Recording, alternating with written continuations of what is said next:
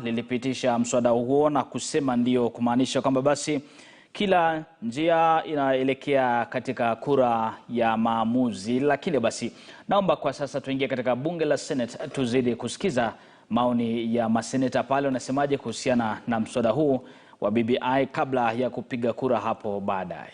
Any member of parliament is equal. All votes are equal in parliament. Mr. Speaker, it is so unequitable today when you call for a vote and the vote from a senator from a county which is populous is equal to a senator who represents 100,000 people. Mr. Speaker, that is not fair at all. It's so unfair. In fact, Mr. Speaker, this bill proposes, this bill proposes is what Kenyans would want and is what Kenyans have fought for. Indeed, Mr. Speaker, is what the struggle for independence was all about. Mr. Speaker,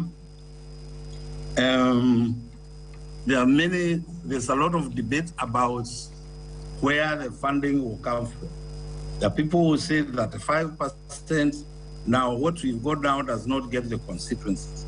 What I know, Mr. Speaker, is that there is no county that is owed money by government. By the end of June, all counties will have received all the funding that we as Senate allocated to counties. What I do know is that there's a lot of money that remains in Nairobi. And I'll give you an example.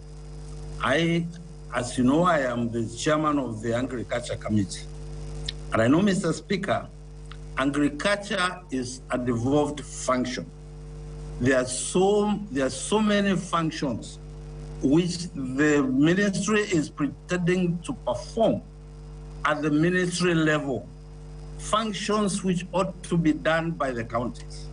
Mr. Speaker, the Maputo declarations didn't decree that agriculture should be funded, at 10% of the budget. But when you talk to counties, my committee had a meeting with all the governors on agricultural issues.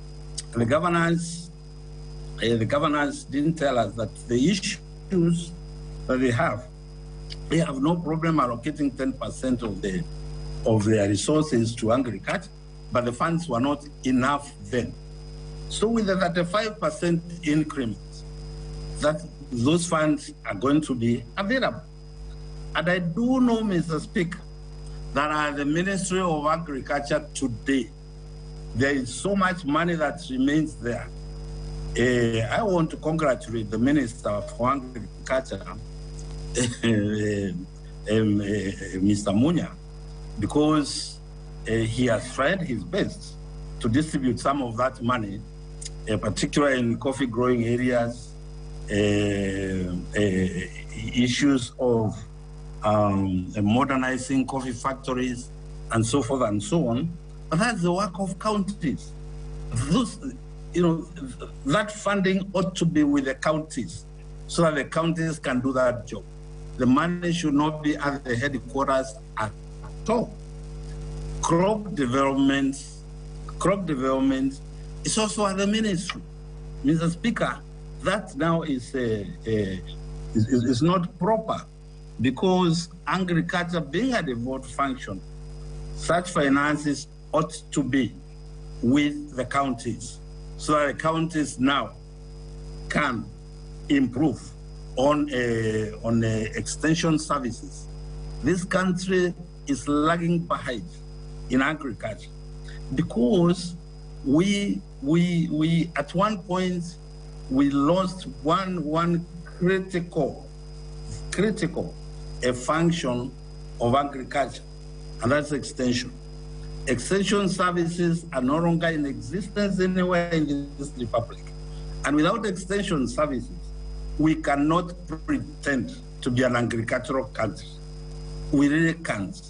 Because you may have curry who will develop new crops and who will develop new varieties, but who is going to show farmers and teach farmers how to propagate the same crops? Mr. Speaker, we want counties to get additional funding so that then we can sit on them to establish proper extension services. Mr. Speaker, where I come from in Embu, again, when I was growing up, we used to see khaki-clad agricultural extension officers every week come to inspect what we are doing. Make sure that you apply your fertilizer in the correct fashion, to make sure that you have used the best pesticides. And if you look at the graphs, Mr. Speaker, it's at that time when this country was at the peak of production, at a time when we did not even have a lot of land under coffee cultivation. We were able at that time to produce in excess of 140,000 metric tons of coffee every year. Today, Mr. Speaker, we are 100 doing 32,000 metric tons with all the expansion of coffee everywhere. Why, Mr. Speaker? Because very many farmers have left coffee farming. They have abandoned coffee farming. And in very many places today, you will find coffee bushes on farms, which will produce literally nothing. So, Mr. Speaker, we are advocating for the 35% increment to counties, so that then now we can have counties engage in extension services. I thank you, Mr. Speaker, and because I know time is limited and that other people would want to contribute to this bill, I will support this bill, and I urge members to support this bill. Once again, reminding them that in the days, members of parliament sometimes forget. We think what happened yesterday cannot happen tomorrow. In the days when we were in opposition, Mr. Speaker, and I said at the beginning, that my county received less than 15 million shillings for development in 10 years.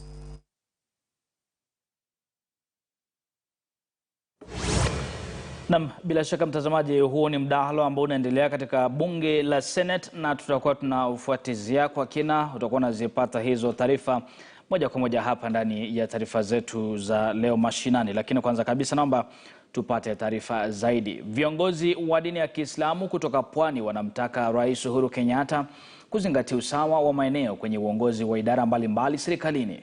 Viongozi hao wanasema licha ya kuwepo kwa BBI, Pwani imeachwa nyuma.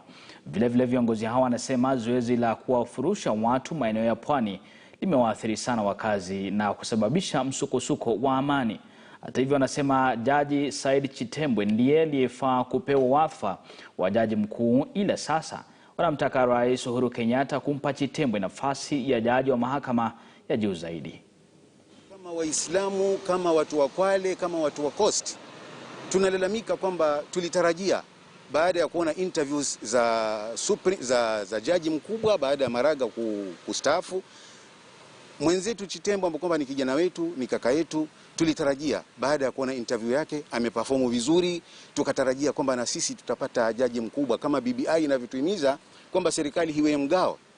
Lakini masikitiko makubwa ni kwamba Chitembwe aliperform vizuri, tumeona interview za wote, lakini mwisho wa safari tukaona kwamba Chitembwe hakuqualify, hakupata ile nafasi. Juzi amefanya interview ya kuwa jaji wa Supreme ambapo kwamba pia nafikiri ameondoka. Ilikuwa tuomba kwa kunyenyekea kama community chache tuangaliwe angalau na sisi tupate donge angalau katika hiyo serikali. Mheshimiwa Rais, na tumai sisi wa Pwani tulikuwa tuna matumaini makubwa kwamba Jaji Said Chitembwe huenda akawa miongoni na mfano bora katika ya wale wanyonge kuwa jaji mkuu. Lakini kutokana na hayo hatujaelewa kwamba kumetokea nini. Lakini ni kumshauri Rais baada ya juzi katika mdahalo mwingine, interview ya Supreme Court, kwamba pia yeye alikuwa miongoni. Na nikiangalia kule juu kwamba tayari wale wengine wameshapata, hasa katika zile nguzo tatu kuu. Ni kwamba tuna rais yuko pale, bungeni najua ni mtu ametoka katika sehemu nyingine, na kadhalika kwa sasa kwa jaji mkuu pia ni mtu ametoka katika jimbo jingine. Kwa hivyo bado wale wanyonge ambao wangeweza kuangaliwa. Na wanaume pwani ya Kenya wamelaumiwa kwa